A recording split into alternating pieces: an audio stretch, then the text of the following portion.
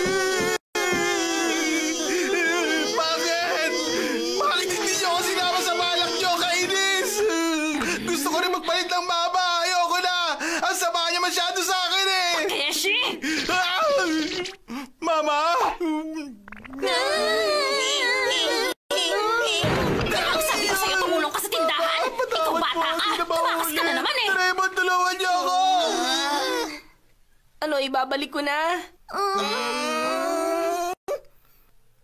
Sige! Mas gugustuhin ko pa rin maging mamang-mama ko. Ang mama ko pa rin ang the best na lahat! Tama kayo! Nandito na kami! Maligayang pagbabalik, Nobita anak. Hindi pa bumalik sa dati. Teka, bakit nagkaganon? Nobita, ipaliwanag mo nga to. Paano mo nakalimutan yung brief mo sa bahay ni Shizuka? Mama niya patuloy nagsole.